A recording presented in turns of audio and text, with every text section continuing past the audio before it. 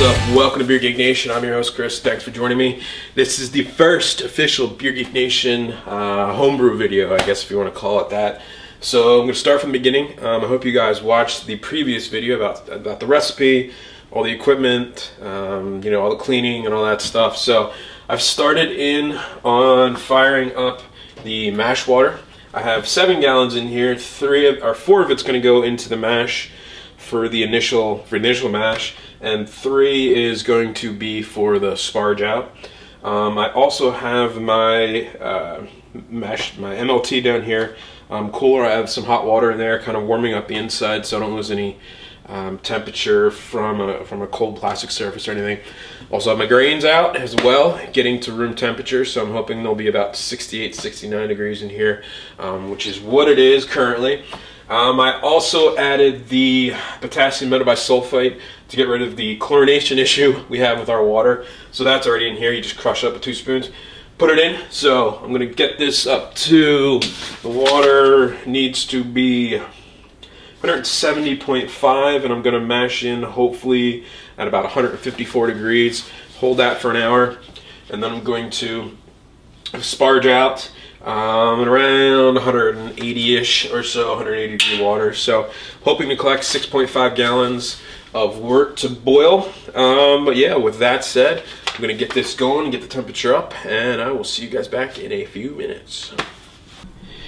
Okay, so the sparge water is about 170, right about where I want it. Yeah, 170.5. Yeah, it's perfect actually. So hooked up, quick disconnect, I should say. And I'm going to start putting 4 gallons of water into the mash tun, like so. And then I'm going to add the pH stabilizer that I talked about in the other video, and we'll add the grains to it, and come back here in a second once the water is in.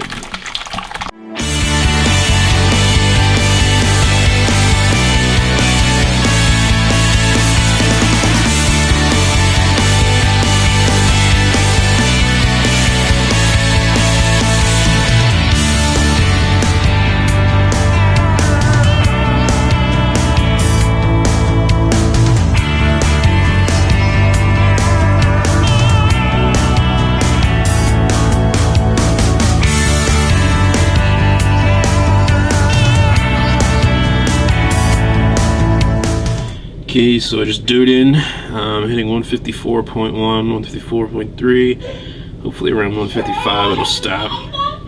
Yeah, it looks really good actually. I'm kind of happy with that. So I'm going to put the lid on here, let it sit for about 45 minutes to an hour, and we'll go back from there. Alright, so the hour-long mash is over. We're going to do a sparge now. Basically the way I do it is I have the water to about 180 degrees.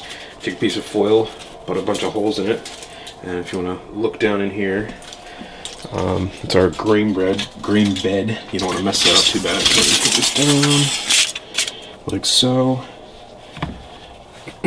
Put the water on it, and get this going. I'm going to put 3 gallons through here, and then we're going to open up the valve down here and go right into the boil pot.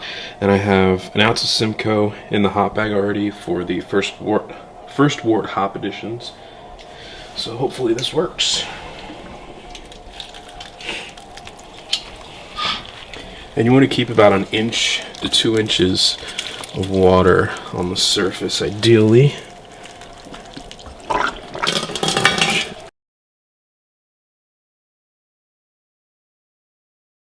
And I forgot to roll off.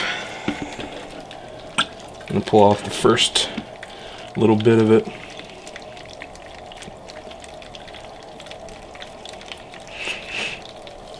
Slow this down.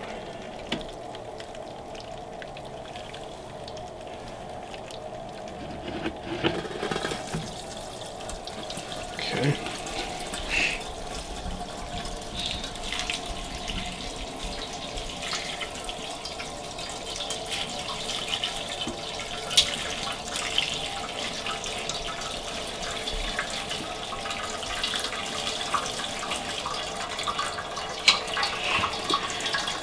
if you want to look in here, that's basically about where you want to sit, about 1 inch to 2 inches of water on there.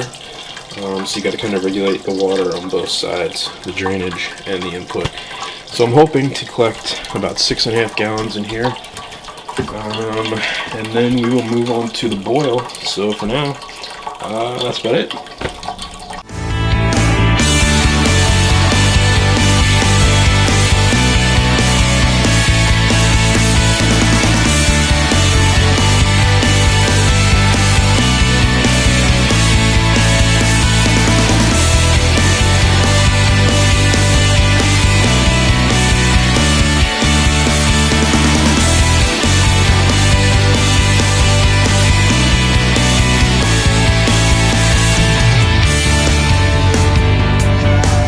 Alright guys, started the boil, actually we're on it now, just got collected about 6.25 gallons, so I'm hoping that that'll boil off probably down to about 5.25, I'm hoping somewhere in there so I don't lose a whole lot on the trub. So I'd like to have at least 5 gallons to ferment, and you're going to see how I'm doing the chill with that. Currently the temperature is right around 148. Boiling around here, it's about 212 or so, so it's got a ways to go. One thing I do want to point out here is this metal plate is a heat shield. Basically, if you don't have that, your sight glass liquid's going to start to boil, basically rendering this pretty useless. It also helps, protect the gaskets and everything on there. They can do it, you don't need it. It's just something they include with the Blackman to basically stop this boiling. The other thing I wanted to talk about was this was the hop contraption thing I was telling you about. This is a 5-gallon paint strainer bag, PVC pipes, and clothes pins, and I put some carriage bolts through it so it sits in there. So when I do hop the beer, I just throw the hops in there and it keeps it out of the wort, so I don't have a whole lot of cleanup to do. But other than that, it's pretty standard. I'll come back once this starts to boil. I'll show you kind of the next important thing you have to watch. And once it gets boiling, we're going to let it go for an hour. I'm going to do hop addition at 40 minutes for the bittering hops, which is basically like a 60-minute addition if you're not doing the no chill. But with that said, yeah, see you in a little bit. Alright guys, so this thing's just about to start to boil. I can see the bubbles on the surface. One of the most important things you're about to see right now, this thing will get out of control if you don't watch it for the first couple of minutes. Once the boil gets going, just keep it moving around, keep it stirring. It's basically just all the proteins, and hopefully doesn't get away from here. Looks like it might. Turn down the heat a little. That always helps. Yeah. So yeah, that's one kind of mistake. One mistake that a lot of new brewers make. I do it all the time, actually. I'm not gonna lie, and I've been doing it for years, but I forget about that. So I'll go, thinking, oh, it'll pick up its boil, and I go in and start cleaning up the grains or whatever, and it gets away from you. So don't let it happen to you, because it will. It just makes a big mess. Turns your pot to like a caramelized mess. And it goes away after, a minute. So I think it's pretty much under control. So it's now 2:55. So at 3:15, we're going to add the bittering hops into this one. Alright, yeah, you do want to maintain a nice rolling boil. So you always want to see bubbles kind of breaking the surface. And that's the ideal kind of boil going. We got that right now, so everything looks really good. I'm going to come back in 20 minutes. Starting the 60-minute now. I'm going to come back in 20 minutes, add the bittering hops to it, and we will go from there. Alright guys, so we're at the 40-minute mark. 20 minutes has gone by, I should say, so 40 more minutes left in the boil. And at this point, I'm going to go ahead and add in the bittering hops, which in this case, this is an All Simcoe IPA, and I cut the damn label off, sorry. They're like 11.2 alpha acidic units. This is an ounce. And I'll just show you how this contraption works here. Just like so. And it keeps your trub clean. A lot easier to clean up. You just throw the bag out when you're done. And that is it for the hopping of the boiling wort. The rest of it is all going to be dry hops. So currently we have 2 ounces in there. I'm hoping it's not too bitter. I know with the no chill it can be a little bit bitter, but I kind of cut back on the hops just to counteract that. I'm going to dry hop with 2 ounces, but that'll be another video. So until we got another 40 minutes to go, and then I'll show you guys the chilling or lack of chilling part. Alright, so we got 10 minutes left in the boil here. Down to about 5 1/4 gallons left, so right about where I want to be. With that, I'll probably get 5 gallons into the fermenter, which I actually just added a bunch of sanitizer to, shake it up, let it sit there for a while. Again, I'm going to show you that no chill method, so we're going to go directly from the bot into the fermenter. But I wanted to add a Whirlfloc tablet in at the 10-minute mark. It's going to help clean up your beer, give you a nice, kind of cleaner beer without really doing much. It's just an easy thing to do, an easy step to do. So I'm just going to pitch it right into the beer, and that's that. Alright, the one thing I forgot to mention that really helps get through a brew day is a nice beer. This isn't a homebrew actually. I'm really low on homebrew right now. This is a Guava Belgian Ale that I got yesterday at the Springhouse Tap Room in Lancaster, Pennsylvania. If you guys saw it on my Facebook, I posted a picture there, but it's really, really nice. There's a nice sourness to it, nice juiciness to it. Really, really nice beer. So remember, beer is important for brew day. Alright guys, so the 60 minutes boils up. This is everything that's kept out of the beer by using this contraption. I just let it drain a little, get all that hop goodness out of there.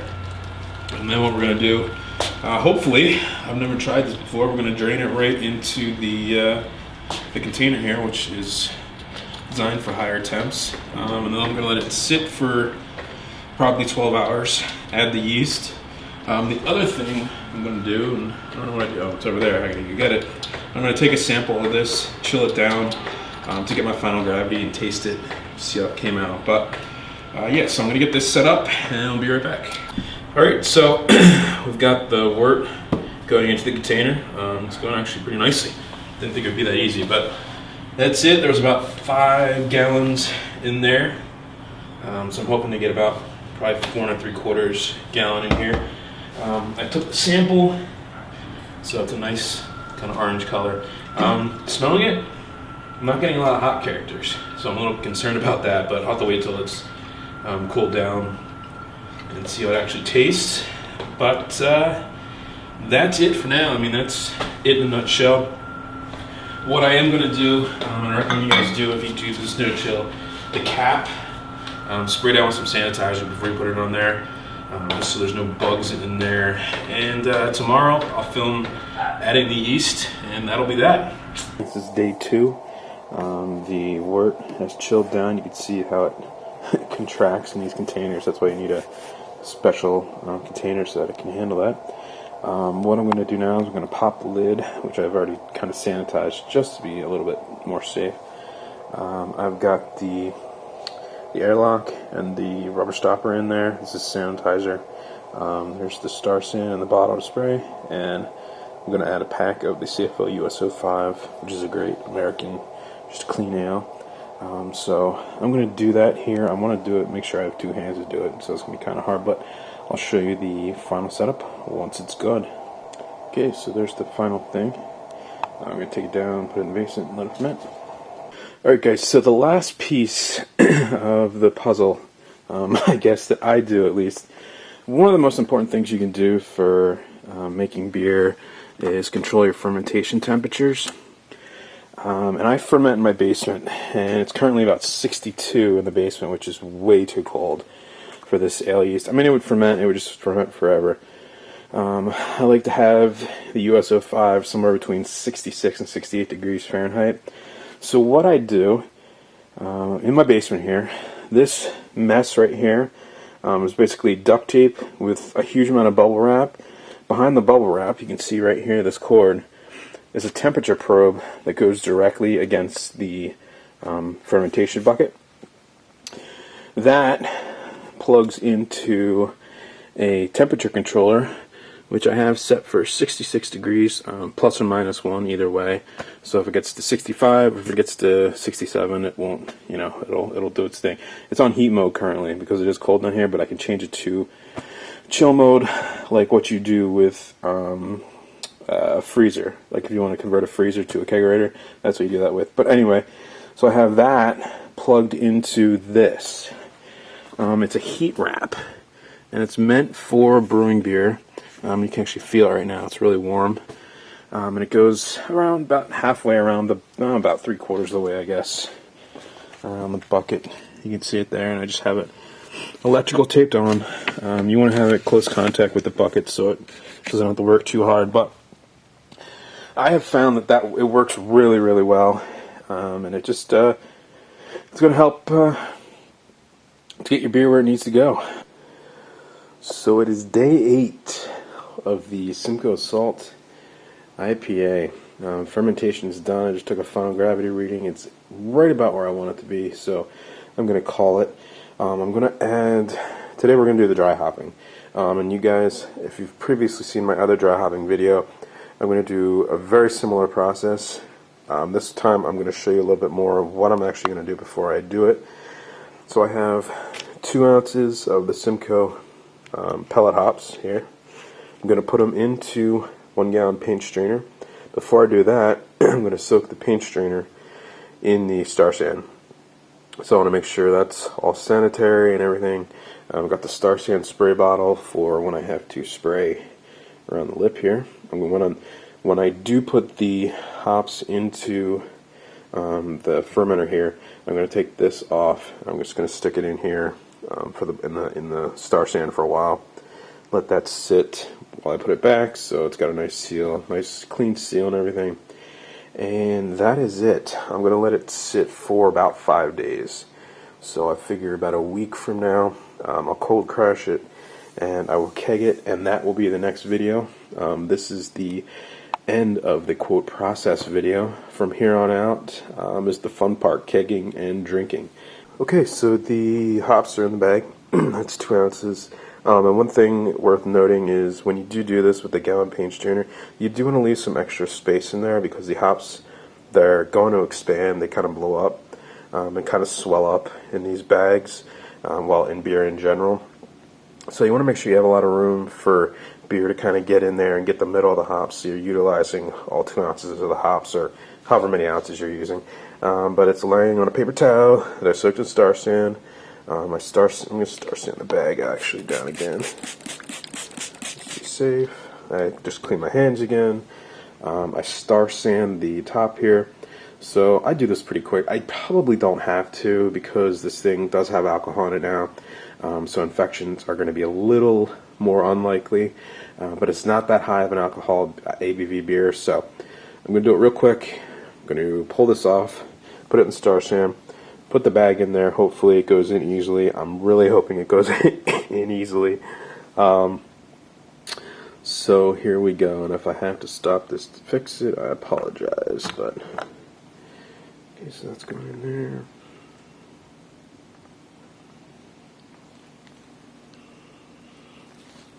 It smells really good. And so hops are going in. Bye-bye hops.